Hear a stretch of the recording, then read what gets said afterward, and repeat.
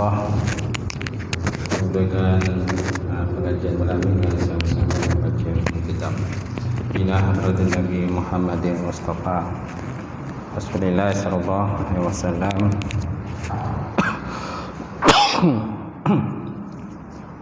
Wa alal kiram wa ashabi ridham insyaallah. Fatihah. A'udzubillahi minasyaitonir rajim. Bismillahirrahmanirrahim. Alhamdulillahi rabbil alamin. Ar-Rahmanir Rahim. Maliki yaumiddin. Iyyaka na'budu wa iyyaka nasta'in. Ihdinas siratal mustaqim. Siratal ladzina an'amta 'alaihim ghairil maghdubi 'alaihim waladdallin. Amin. Assalamualaikum warahmatullahi taala wabarakatuh.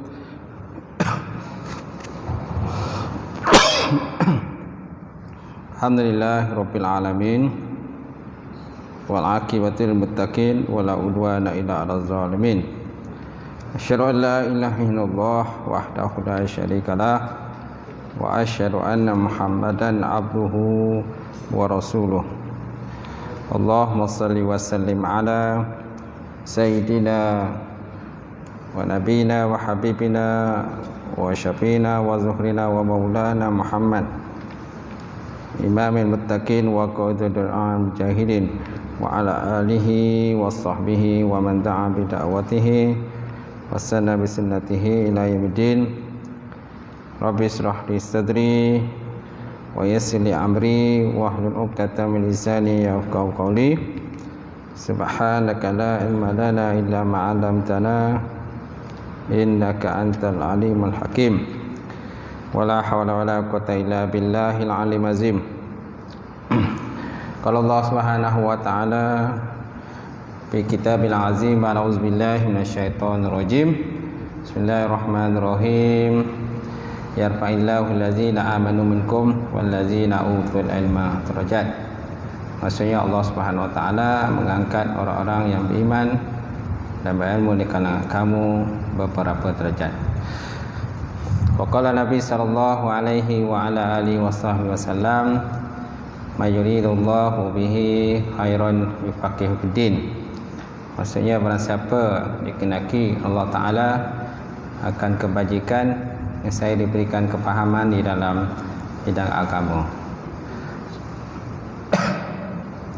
Nawaitu ta'alluma wa ta'lim wa tazakkura wa tazkir wa nafa wa intifa wa ifadata wa istifadah wal hassa ala tamassuki bi kitabillahi wa sunnati rasulih wa du'a ilal huda wa dalalat al khairi ibtigha'a mardatihi wa qurbihi wa sawabihi subhanahu wa ta'ala.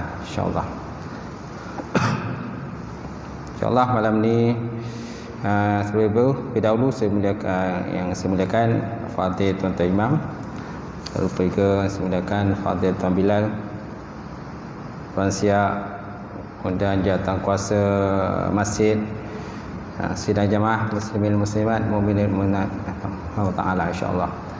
Jadi malam ini kita sambung kitab Jawahir Tauhid, Permata Ilmu Tauhid,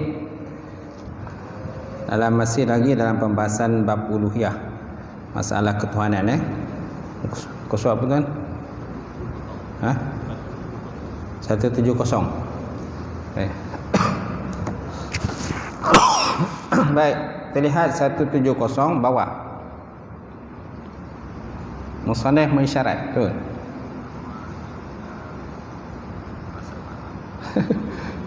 Tak perasan pula. Tak apalah. Terlihat musannaf mengisyarat dengan demikian bahawa kepada pilihannya mazhab jumhur berupa ittihadul masyiah wal iradah, iaitu bersatunya makna masyiah dan iradah. Lain halnya menurut karamiyah. Ada satu pahaman karamiyah. Pahaman ni tersilap saya pahaman yang mentasbihkan Tuhan lah, mentasbihkan ataupun merupakan Tuhan, di mana mereka menyangka bahawa masyiah itu adalah satu sifat yang azali yang tercapai dengannya apa-apa yang diinginkan oleh Allah Subhanahu wa taala. Sedangkan iradah ialah sifat baru. Iradah ialah sifat baru yang berbilang-bilang sesuai dengan bilangan perkara yang dikenaki. Okey, ini berkenaan dengan makna masyiah dan iradah. So, adakah perbezaan masyiah dengan iradah? Apa itu masyiah atau iradah? Sebenarnya masyiah, iradah makna satu. Masyiah, iradah maknanya satu. Jadi kalau ikut pada pendapat jumhur ulama, kan, ittihadul masyiah wal iradah, yang ini bersatunya makna masyiah dan iradah. Bila sebut masyiah, itulah iradah. Bila sebut iradah, itulah masyiah. Itulah. Lain halnya dengan menurut pahaman karamiyah, pahaman mentashbihkan Tuhan, di mana mereka menyangka bahawa masyiah ialah satu sifat yang azali yang tercapai dengannya apa-apa yang diinginkan oleh Allah Subhanahu wa taala. Sedangkan iradah sifat baru, sifat hadis, yang berbentuk hadis yang berbilang-bilang sesuai dengan bilangan perkara yang diakili. So, jadi kesimpulannya pada pahaman karamiyah ini, masyiah dengan iradah benda yang berbeza. Benda bezalah. Masyiah lah. Dia kata iradah lah. So, adalah perbezaannya kata pendapat mereka lah. Dan perkara-perkara yang diiradahi oleh Allah Ta'ala adalah urusan-urusannya dalam hal makhluknya. Baik, seterusnya adalah dikayatkan bahawa Ibnu Sajari pernah menyatakan dalam pelajarannya akan firman Allah Subhanahu wa taala. Apa disebut dalam firman Allah Ta'ala? Kullu yaumin huwa fi sya'nin. Kullu yaumin huwa fi sya'nin. Setiap-tiap hari dia berada dalam urusannya. Tiap-tiap hari dia ni Allah Ta'ala ni, Allah Ta'ala berada dalam urusan Allah. Maka seorang penanya bertanya kepadanya dan berkata, apakah urusan Tuhanmu sekarang? Ketika dia mengajar tu berkenaan dengan firman Allah Ta'ala ini, tiba-tiba datanglah seorang hamba Allah lah. Lalu dia bertanya kepada Ibnu Sajari ini. Dia kata, wahai Ibnu Sajari, dia kata, sekarang ni apakah urusan Allah? Kamu kata Allah Ta'ala itu dalam urusan dia. Tiap-tiap hari Allah Ta'ala berada dalam urusan dia. So, apakah Allah Ta'ala tengah buat? Dia kata, sa'alahu sa'il wa qala lahu ma syi'na rabbuka al'an. Tiba datanglah orang bertanya, lalu berkata padanya, ma syi'nu rabbika atau rabbuka al'an. Apa yang sedang Tuhan kau buat sekarang? Lalu apa yang berlaku tuan-tuan? Fa'atraqa ra'sah. Kemudian dia menundukkan kepala dia. Kemudian waqama mutahayyiran. Kemudian dia berdiri, lalu dia bingung. Lantas dia tertidur. Kemudian dia tertidur para Nabi sallallahu alaihi wasallam. Lalu dia melihat akan baginda Rasulullah sallallahu alaihi wasallam dalam mimpinya. Maka dia pun bertanya masalah demikianlah kepada Rasulullah sallallahu alaihi wasallam berkenaan dengan soalan tadi. Apakah urusan Tuhanmu sekarang? Maka Nabi pun berkata, yang bertanya tadi kau tahu tak siapa? As-sa'il laka. Kau tahu tak siapa yang tanya tadi? Yang bertanya itu ialah Nabi Khidir alaihissalam. Fa iza ataka fi ghadan sa'altu laka. Apabila dia datang besok, dia akan tanya lagi. Dia akan tanya lagi soalan yang pertama. Jika dia besok dia datang dan bertanya lagi, maka katakanlah inilah jawapannya. Jawapannya apa tuan-tuan? Syu'unun yubdiha wala yabtadiha yarfa'u aqwaman wa yahfazu akharin. Maksudnya urusan-urusan yang dia menampakkannya dan dia tidak memulainya. Dia juga meninggikan beberapa kaum, yarfa'u aqwaman. Ada masanya dia meninggikan beberapa kaum, wa yahfazuna akharin. Dalam masa yang sama dia merendahkan satu kaum yang lain, meruntuhkan ataupun menundukkan kaum yang lain. Inilah urusan Allah Ta'ala yang tengah Allah Ta'ala melakukan. Allah Ta'ala menaikkan satu kaum dan Allah Ta'ala juga menurunkan satu kaum. Baik, kemudian maka tak kala pagi kan, falamma asbaha atahu wa sa'alahu fa'ajaba ma zukira. Kemudian bila datang pagi, datanglah Nabi Khidir kepadanya lagi lah dan bertanya lagi dengan soalan yang sama. Lantas dijawabnya dengan demikian. Maka berkata Nabi Khidir, ucapkanlah selawat kepada salli ala man 'allamaka. Berikan selawat kepada orang yang memberikan kau jawapan, yang ajar kau jawapan tu. Berikan selawat, ucapkan selawat atas orang yang telah mengajari akan engkau, dan dia segera dia segera berlalu, dan dia segera berlalu dengan cepatnya. Okey. Jadi rupa-rupanya yang datang itu Nabi Khidir. Nabi Khidir bertanya soalan tersebut. Baik. Kemudian masalah hayatul Khidir disebut dalam kitab Asy-Syaikh Al-Bajuri Al-Jawhatul Tauhid ni muka surat 139 di bawah karisan bawah. Dia kata apa? Masalah hayatul Khidir, masalah berkenaan hidup Nabi Khidir.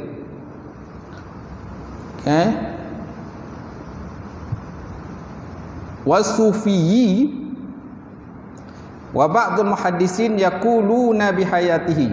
Berkatalah sebahagian daripada ulama-ulama sufi dan sebahagian daripada orang muhaddisin, golongan-golongan hadis, yaquluna bihayatihi, berkata mereka itu dengan hidup dia. Maknanya Nabi Khidir itu masih hidup pada masa tersebut. Wa katsirul ulama khassatan mutaqaddimin qailuna bi wafatihi, dan berkatalah kebanyakan daripada kebanyakan ulama khususnya ulama-ulama mutaqaddimin, ulama-ulama terdahulu, qailuna bi wafatihi, berkata mereka itu dengan wafatnya. Jadi makna khilaflah di kalangan ulama berkaitan dengan hidup Nabi Khidir ini. Jadi sebahagian sufi dan ulama pada sini dia kata masih hidup, sedangkan ulama-ulama mutaqaddimin dan kebanyakan ulama dia kata dia telah pun wafat ataupun telah meninggal dunia. Wal masalatu da'ira ala jawazil aqdi wa la yujadu fi syari'atin nasun yukhalifuha wala hadisus sahih yu'ayyidu hayatul Khidir. Bermula masalah itu berkisar pada harus daripada sudut akal. Masalah ini berkisar pada harus daripada sudut akal, dan tidak dapati pada syariat satu nas yang menyalahinya. Tidak didapati pada syariat nas yang menyalahinya, dan juga tidak didapati hadis yang sahih yang menguatkan tentang hidupnya. Maknanya segi syariat boleh katakan dia hidup ada, tapi masalahnya ada pula tidak pula ada hadis, tidak ada hadis menyatakan dia masih hidup. Macam tu. Wal amru hayyinun haitsu inna tilkal masalah laysat min masailil aqidah, dan bermula urusan ini adalah satu perkara mudah. Sekira-kira sesungguhnya demikian masalah itu bukan daripada masalah akidah. Dia kata, ulama kata ini bukan masalah akidah. Sama ada dia hidup ke, dia tak hidup ke, dia bukan dalam masalah akidah. Dan akidah kita pun tak cacat. Tak cacat kalau kita kata dia masih hidup ataupun dia telah pun meninggal dunia. Kata kan ulasan disebut dalam kitab inilah. Baik.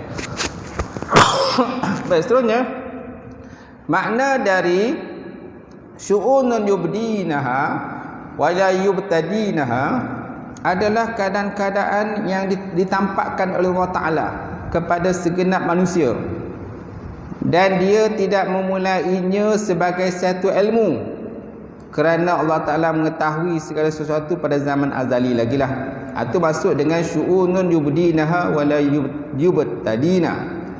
Maksudnya keadaan-keadaan yang ditampakkan Allah Ta'ala, sesuatu keadaan itu yang Allah Ta'ala nampakkan pada kita, pada segenap manusia, sesuatu urusan Allah Ta'ala, dan dia tidak memulainya sebagai satu ilmu, kerana Allah Ta'ala mengetahui. Kalau ikutkan Allah Ta'ala mengetahuilah segala sesuatu yang daripada zaman azali dah, Allah Ta'ala semua dah tahulah segala apa-apa yang berlaku di alam dunia ini. Baik, kemudian kita lihat muka surat 172. Kita lihat bait syair yang ke-32. Mutakallimun summa sifatu zati laisat bi ghairin aw bi aini zati. Mutakallimun summa sifatu zati laisat bi ghairin aw bi aini zati. Dan sekiranya wajib bagi Allah Ta'ala itu bersifat kalam, maka dianya Allah Ta'ala itu adalah mutakallim. Jadi kata-kata mutakallim ni sambungan daripada belakang tentang sifat-sifat ma'nawiyah. Sifat-sifat ma'nawiyah yang wajib bagi Allah Subhanahu wa Ta'ala. So bila ada sifatnya mutakallim, maka sudah tentu adalah sifat kalam. Adalah sifat kalam. Mutakallim adalah sifat ma'nawiyah, sedangkan kalam ialah sifat ma'ani yang wajib. Dua-duanya wajib bagi Allah Subhanahu wa Ta'ala. Jadi mengenai Allah Ta'ala itu mutakallim, berkata-kata, tidaklah ada khilaf di kalangan ahli mazhab. Hanyalah khilaf itu pada makna kalam Allah, dan itu pun sudah terdahulu kita bincangkan. Kita dah bincang cerita berkenaan dengan Quran. Quran ni qadim ke tak qadim, kan baharu ke tak baharu. Okey, kita dah bincang itulah berkenaan kalam Allah. Tapi kalau kita sebut kalam aja, senang aja. Kalam itu ialah satu sifat yang berdiri pada zat Allah Subhanahu wa Ta'ala, yang laisa bi harfin wala bi sautin. Tiada huruf dan tiada suara. Tiada huruf dan tiada suara. Itu sifat kalam. Yang ada kepada Allah Subhanahu wa Ta'ala, yang wajib ada kepada Allah Subhanahu wa Ta'ala. Jadi di kalangan ulama-ulama dalam sunnah ni ataupun ulama-ulama tauhid, mereka semua sepakat adanya sifat kalam, berkata-kata yang ada kepada Allah Ta'ala. Mustahil Allah Ta'ala tidak boleh berkata-kata. Sedangkan kita dalam dunia ni pun semuanya majoriti boleh berkata-kata. Mustahil Allah Ta'ala yang sifat Allah Ta'ala yang gagah perkasa ni, yang mencipta alam ni, mustahil Allah Ta'ala tak boleh berkata-kata. Mustahil Allah Ta'ala bisu. Jadi mana sepakat ulama lah, sama ada ahli sunnah ke bukan ahli sunnah ke, Mu'tazilah ke sebagainya, masing-masing semua sepakat Allah Ta'ala ada sifat kalam. Sebab kalau tak ada sifat kalam, sudah tentu Allah Ta'ala lemah. Sudah tentu lemah. Sama dengan kita lah. Kalau kita tak ada sifat kalam, kita tak boleh bercakap, sudah tentu kita anggap kita ni golongan OKU lah.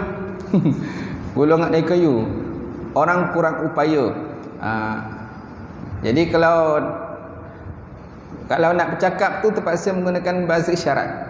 Mustahil Allah Ta'ala menggunakan bahasa isyarat. Kat situ pun kita dah nampak lah.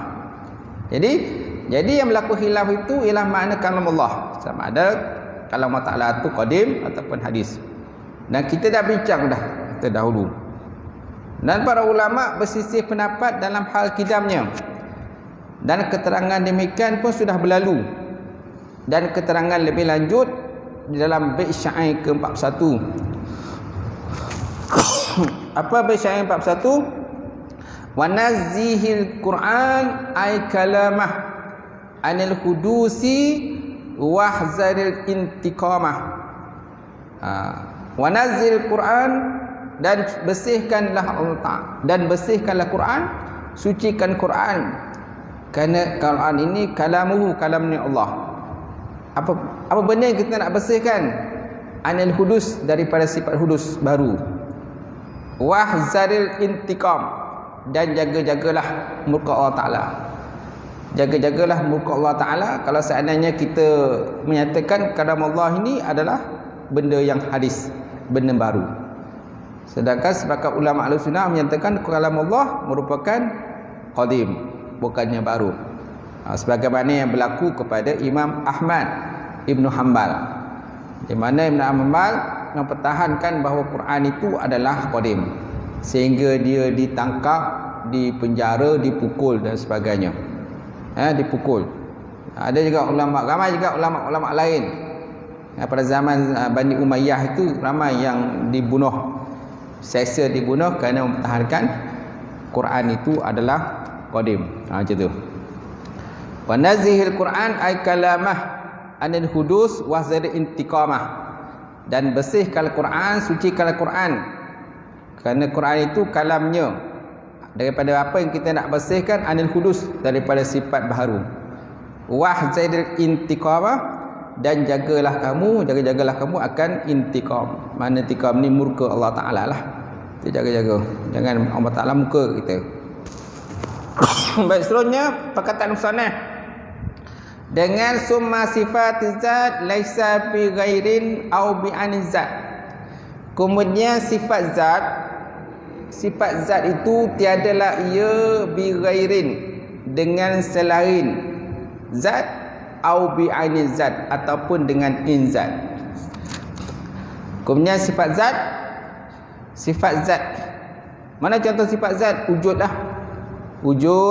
Sifat wujud Allah Ta'ala tu ada. Jadi berkenaan wujud ni, di kalangan ulama Ahlussunnah khilaf sama ada wujud itu in maujud ataupun ghairu in maujud, sama ada dianya diri zat Allah Ta'ala itu ataupun bukan dirinya Allah. Ini yang khilaf lah. Dalam kitab-kitab tauhid yang lain-lain pun disebut berkenaan dengan ini, berkenaan wujud ini, sama ada wujud ni izat ataupun bukan ain zat. Dalam kitab Fatih Faridah pun disebut berkenaan dengan perkara inilah. Kitab Matan Sanusi, Ummu Barahin, kan, kitab Dasuki, Syarah Ummu Barahin, kan, banyaklah kitab Hudi, banyaklah kitab-kitab pengenaan tauhid ni, bab akidah ni, kitab-kitab turas, kitab-kitab lama ada, kitab-kitab baru dan sebagainya, berkenaan dengan kitab Risalah Tauhid pun ada, tak silap saya, ada sebut Risalah Tauhid berkenaan wujud ni, sama ada dianya ain zat ataupun bukan ain, ghairu ain zat. Jadi perkataan musannaf summa sifatuz zat, tujuannya adalah untuk menerangkan hukum dari sifat-sifat zat, yakni bahawa dia bukannya zat itu sendiri ain zat, dan bukan lain daripada ain zat.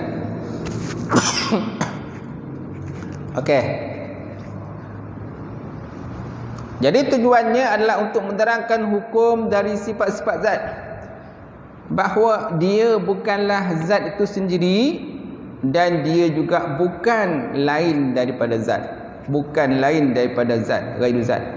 Jika dikatakan sesuatu itu adalah ghaib, lain, ghairu lain, ghain ya ra, ghain, ghairu. Jika dikatakan sesuatu itu adalah selain zat, atau ada kalanya ain zat, maka tidaklah dapat dimengertikan perkataan mereka. Maka tak dapat dimengertikan perkataan mereka bukan ghairu zat dan bukan lain ain zat. Jadi ada pendapatlah kata bila sebut wujud ni adalah ain zat, dan wujud ni pula bukan ghairu ain zat. Jadi dia kata peninglah, dia kata pening. Sekejap kata wujud ain zat, sekejap kata wujud ini adalah diri zat, sekejap kata wujud ni bukan diri zat. Jadi peninglah, dia kata. Ada perdebatan lah, ada bantahan lah. Ada bantahan dengan sifat wujud ni. Bukan sifat wujud je, sifat lain jugalah.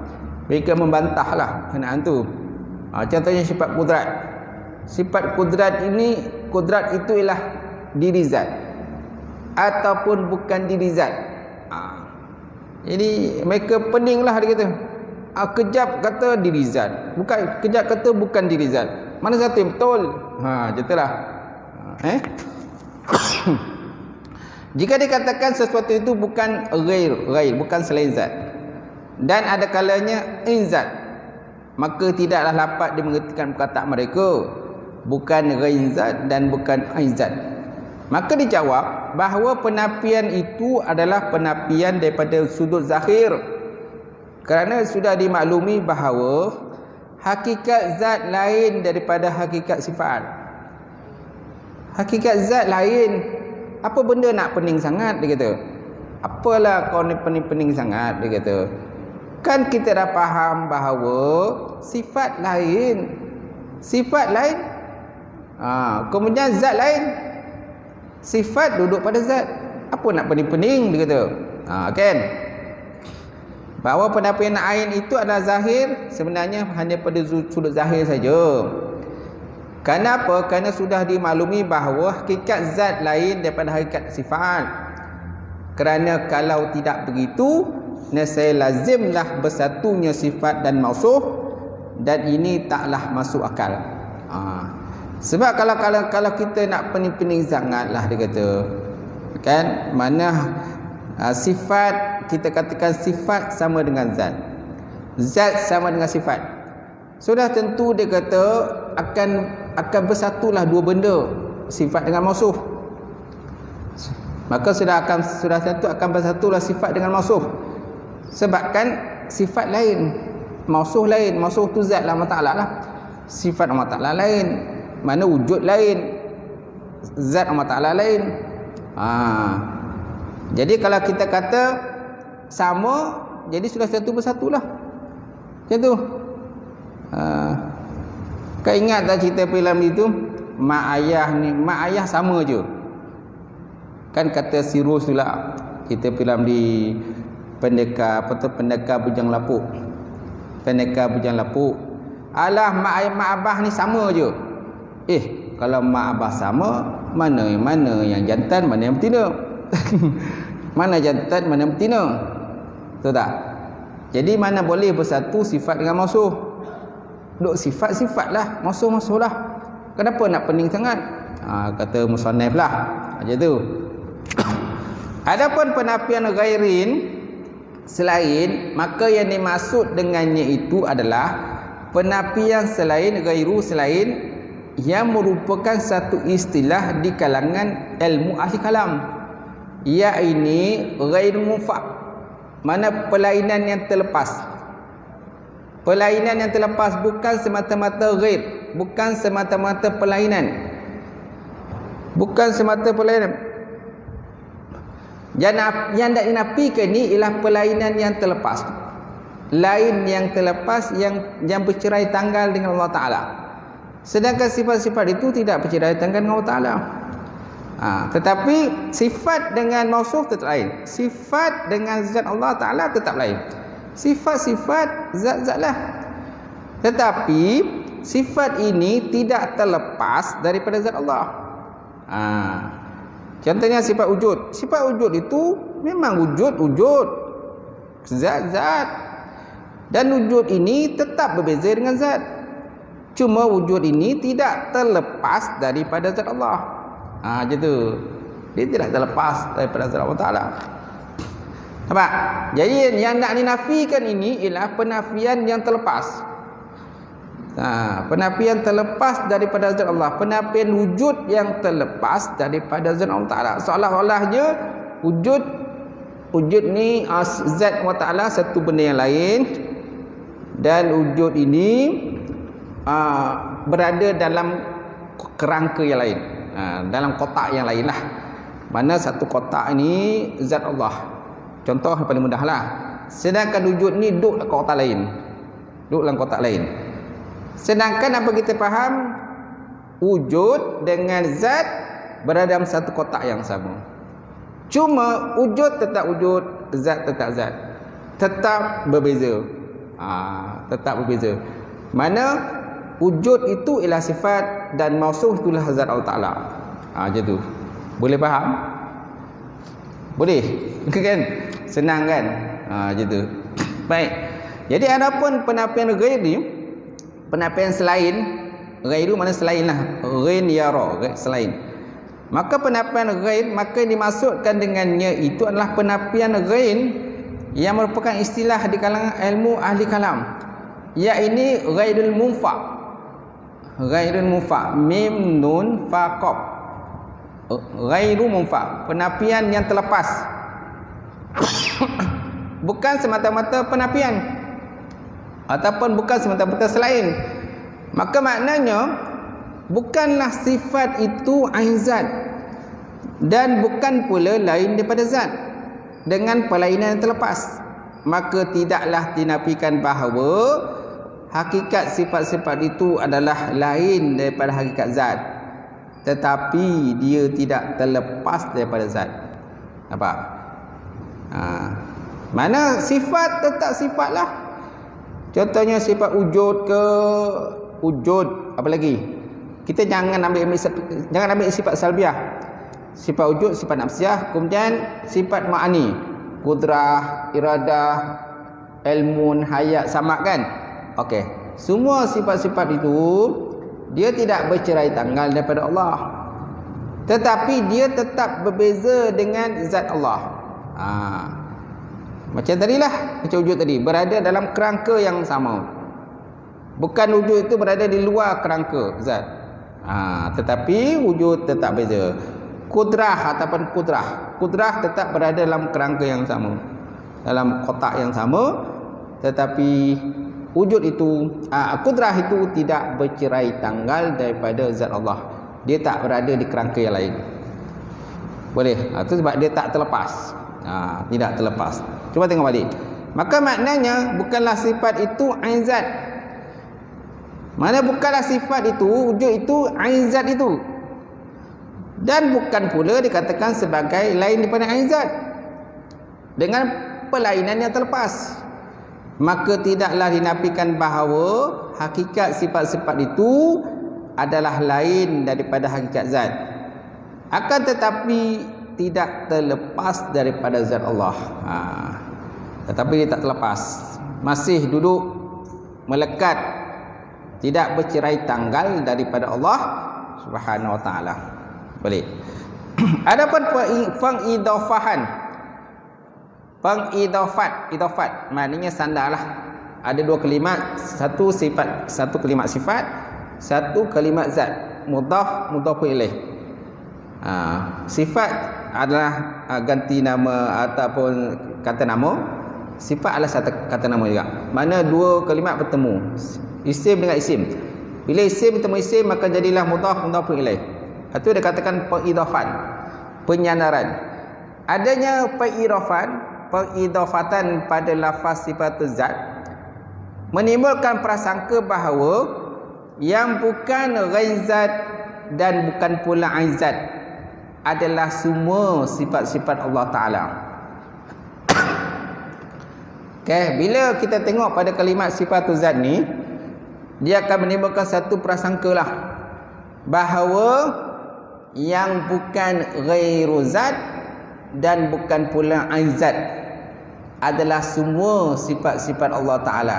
Dia akan timbul prasangka di situ. Maknanya sama ada yang bukan ghairu zat ke ataupun yang ain zat ke, dia kata ini semua sifat Allah Ta'ala lah. Dia akan timbul prasangka begitulah. Itu. Dan yang sebenarnya bukanlah begitu, kerana dikecualikan daripadanya sifat-sifat. Contohnya antara kita kecualikan, keluarkan di sini ialah contohnya sifat-sifat salbiah. Sifat salbiah. Maka sesungguhnya dia sifat-sifat salbiah adalah ghairu, mana selain. Selain. Kan, dengan makna bahawa dia tidaklah berdiri dengan zat, kerana dia adalah perkara-perkara adamiah, mana benda yang tak ada. Contohlah mana sifat salbiah? Sifat salbiah wujud kidam. Okey, kidam. Sifat salbiah kidam. Kidam, lawan kidam apa? Lawan kidam, mana kidam ialah sedia. Lawan tak sedia, Allah Ta'ala sedia. Lawan kidam ialah tak sedia lah. Tak sedia kan? Ataupun kedatangan baru. turutul hadasi, mana kedatangan benda barulah. Jadi yang kita nak bincang ini ialah kedatangan benda baru, bukannya kidam itu. Jadi lawan daripada kidam, dia adalah berbangsa adamiah, berbangsa tiada. Okey, dia berbangsa adamiah. Jadi oleh kerana dia ni berbangsa adamiah, maka tak termasuklah dengan apa yang dibincangkan. Dia kata tak termasuklah, mana tersebut dikecualikan. Dan yang sebenarnya bukanlah begitu, kerana dikecualikan daripadanya sifat-sifat salbiah, maka sesungguhnya dia adalah ghairu, mana selain, dengan makna bahawa dia tidaklah berdiri dengan zat Allah Ta'ala. Okay? Kerana dia tidak berdiri dengan Allah Ta'ala, maknanya sifat contohnya kedatangan benda baru, ataupun apa lagi, wujud kidam. Kidam lawannya apa? Benda baru. Okey, baqa, kekal. Lawan kekal apa? Panak, binasa. Jadi sifat kedatangan benda baru ataupun binasa. Kenapa lagi? Contoh wadaniyat. Wadaniyat ialah esa. Lawan wadaniyat adadun, berbilang-bilang. Kan? Jadi sifat berbilang-bilang, kemudian bersamaan dengan benda baru, kemudian apa lagi? Lawan-lawan daripada sifat-sifat salbiah tadilah. Jadi lawan-lawan sifat-sifat salbiah ini, okey, dia adalah sifatnya adalah ghairu, selain. Tidak guys, mana selain daripada zat itu, selain daripada ain zat. Maka sifat-sifat salbiah, maka sesungguhnya dia adalah ghairu, selain. Dengan makna bahawa dia sifat-sifat salbiah ini, mana sifat ini, mana lawan-lawan itu tidaklah berdiri dengan zat, kerana dia adalah perkara-perkara adamiah, perkara-perkara yang memang tak ada, kerana dia menjadi lawan kepada sifat yang kidam, baqah, muhalafatu ta'ala lil hawadis, qiyamu ta'ala bi nafsih wa daniyat. Dia jadi lawan dia. Jadi lawan-lawan ni semua adalah berbangsa adamiah. Dia berbangsa benar. Sedangkan yang kidam, baqah ini adalah berbangsa wujudiah, berbangsa wujud, bangsa wujud. Yang ini berbangsa adamiah. Okey. Kemudian yang kedua, sifat-sifat af'al. Sifat-sifat perbuatan seperti ihya, menghidupkan, dan imatah, mematikan. Maka sesungguhnya dia pun termasuk dalam ghairu juga, selain. Mana selain zat. Ghairu pula. Dengan makna bahawa dia terlepas kerana dia adalah ta'alluq qudrah yang bangsa tanjizi hadis. Mana sifat-sifat af'al, sifat-sifat af'al, perbuatan Allah seperti menghidupkan sesuatu, kemudian mematikan sesuatu. Okey, kalau kita bincang dalam bab kudrah ini, dalam bab kudrah kan kita ada, dalam bab kudrah itu adanya kata suluhil qadim, kemudian adanya tanjizi qadim, kemudian adanya tanjizi hadis, kan, kemudian suluhil qadim, ta'alluqul qabdah dan sebagainya. Jadi yang bangsa tanjizi hadis ini, maknanya dia pun termasuk dalam perkara ghairu pula, perkara selain, nak kata. Perkara selain zat. Dia termasuk dalam perkara selain zat. Jadi sifat-sifat af'al seperti ihya dan imatah, mematikan, maka sesungguhnya dia adalah ghairu juga, mana selain juga. Dengan makna bahawa dia terlepas kerana dia adalah ta'alluq qudrah yang bangsa tanjizi hadis, bukan dalam bangsa suluhul qadim. Bukan dalam bangsa suluhul qadim ataupun tanjizi qadim, tetapi dia bangsa tanjizi hadis, menghidupkan dan mematikan. Kemudian yang ketiga, sifat nafsiyah, yakni wujud. Sifat nafsiyah ni wujud. Wujud kita dah bincang tadi.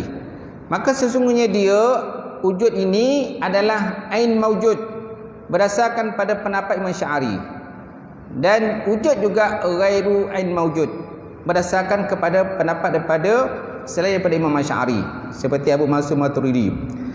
Dan telah terdahulu bahawa yang tahqiq adalah mentakwilkan pendapat Asy'ari atas makna bahawa wujud itu tidak lebih di atas zat Allah sehingga kita dapat dilihat.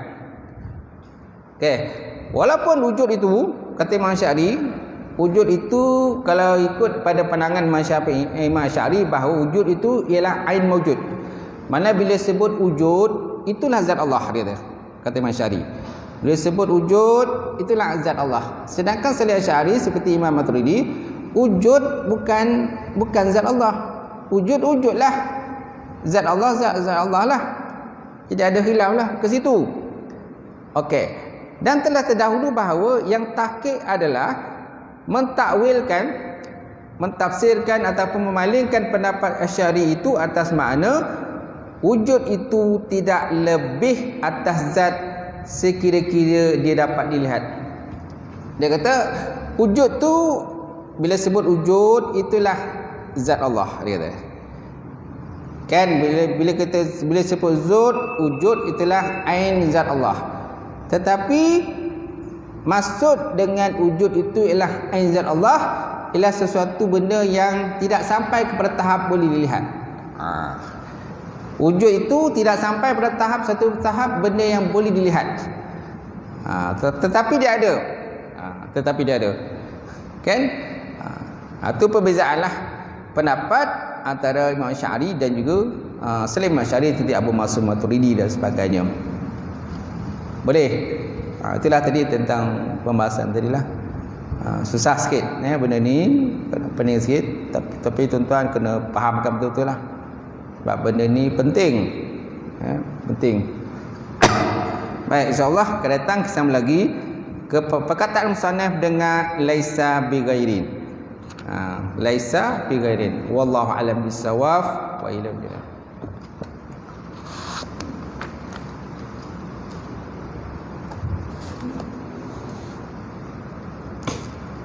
A'udzubillahi minasyaitonir rajim. Bismillahirrahmanirrahim.